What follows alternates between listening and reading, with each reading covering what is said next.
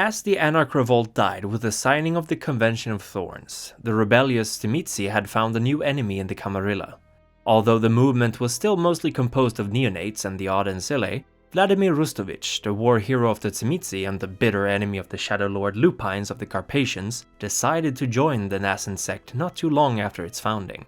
With Rustovich's allegiance and the knowledge that the Camarilla was the brainchild of the hated Ventru and Tremere, it did not take long for the remaining Tzimisce elders to join as well, realizing there would be little place for them in this new order of things.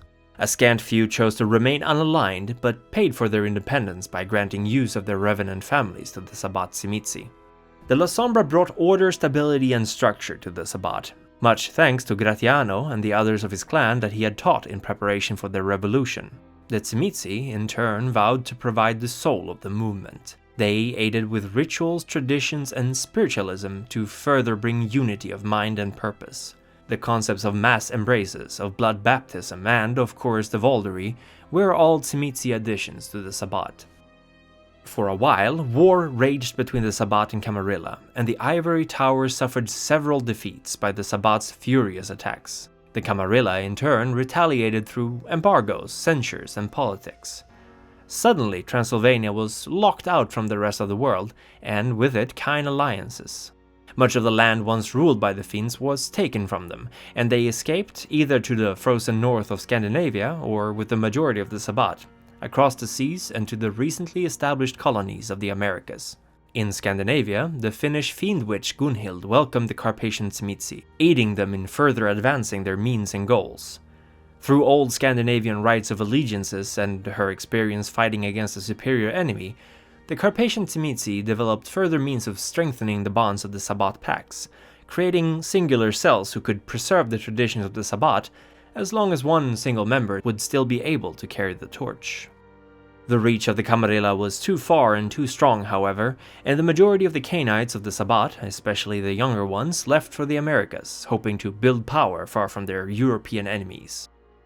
After the first civil war of the Sabbat, the sect was weakened enough that the Camarilla could claim much of their turf, and many Tzimisce found safety with the Native Americans, pretending to be spirits from their beliefs, all the while living amongst them like parasites.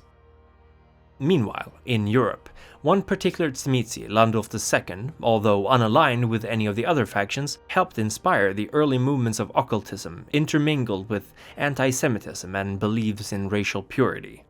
Landulf egged these mortals on, mostly out of interest in what they would find in their pursuits, as well as their beliefs of purity that he could relate to. As the First World War erupted, the Tzimisce of Europe had plenty of opportunity to exploit the chaos, studying new and interesting ways to work the flesh.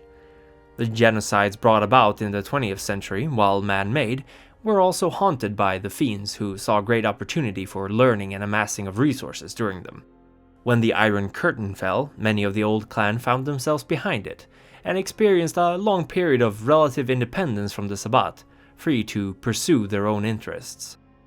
During the Second World War, the Russians' advance through Europe meant the destruction of many Tzimisce havens, resulting in massive losses of resources and Cainite lives, including that of Chagra, who was destroyed through Russian bombardment of Prague.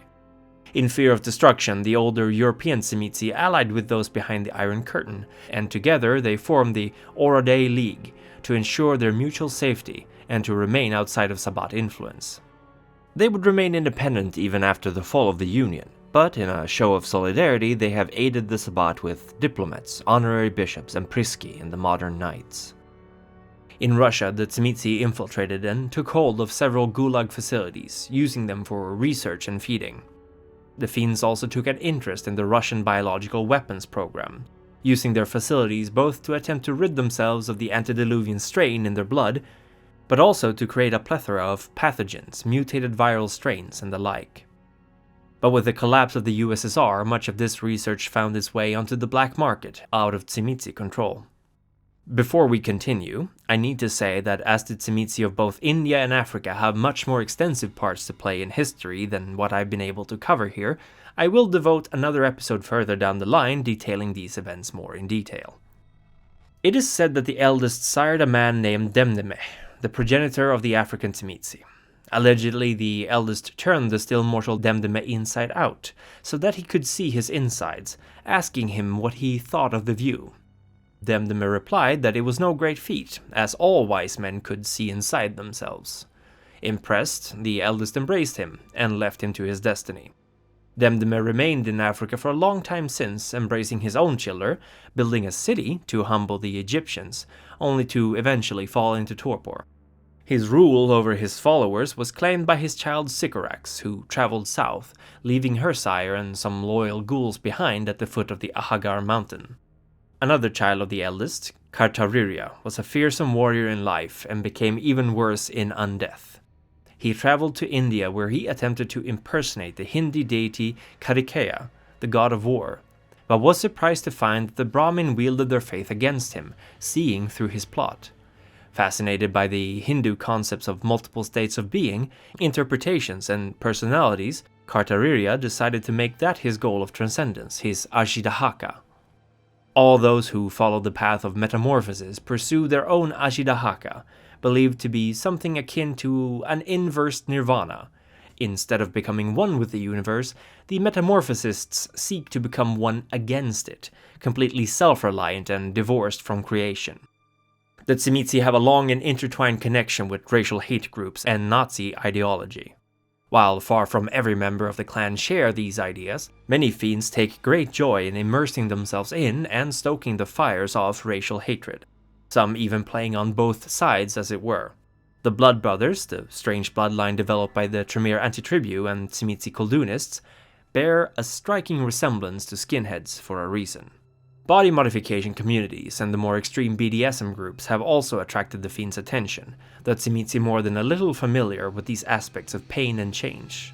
Some of these, as well as many other neo-pagans, body artists, and modern primitives, display many signs of becoming the new generation of metamorphosists, seeking transcendence through the flesh.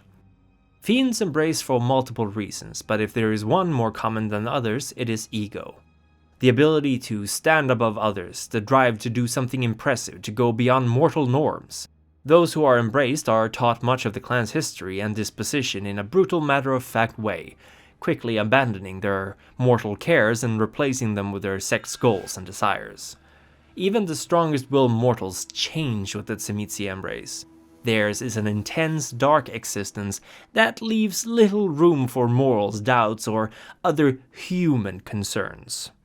The Tzimisce, despite their factitiousness, always have a voivode. This is a title given to the most powerful of their kind, and they are elected. They must be a masterful Koldunist as well as a follower of a path of enlightenment. This, it is said, is so that they can be shown to be masters of their beast, and not some rabid dog. A conflict apparently arisen between the European and American Tzimisce. The voivode is a figurehead for sure, but insult the title and any Tzimisce will jump to her defense, despite the fact that the current one is practically unknown, has no Koldunic knowledge, and the charisma of a brick. Another title amongst the Fiends is Jupan, which is appointed to wise and powerful members of the clan, and they are informal lore keepers of the Tzimisce. To become one, a Tzimisce must first master the Zulo warform, a monstrous amalgamation of nightmares. Tzimisce rarely diablerize, and some eschew it completely, especially among the more experienced fiends. The reasons for this are unclear, although many elders tell their children that they run a risk of being overtaken by their victims' souls should they perform the amaranth. And to many metamorphosists, the idea of another soul inside them is anathema to their pursuits. Younger Tzimisce, especially those raised communally in the Sabbat, don't really seem to share this distaste for it. Finally, I would be remiss not to mention the presence of something quite alien deep under New York City. A sentient mass of flesh, burbling and moving, absorbing life, transforming, and ever extending like a large web underneath the three-state area. It keeps in constant communication with Lamba, its favorite child, whom it has elected as its personal record keeper. In my next video, I will be presenting another perspective on reality, one soaked not in blood, but in righteous rage, as Mother Nature is ravaged by the servants of the foul worm. But until then, I would like to thank the Ancilla Edward Reed and Colin Gifford, as well as my loyal neonates, and thank you for watching. Now be careful out there, for Gehenna may soon be upon us.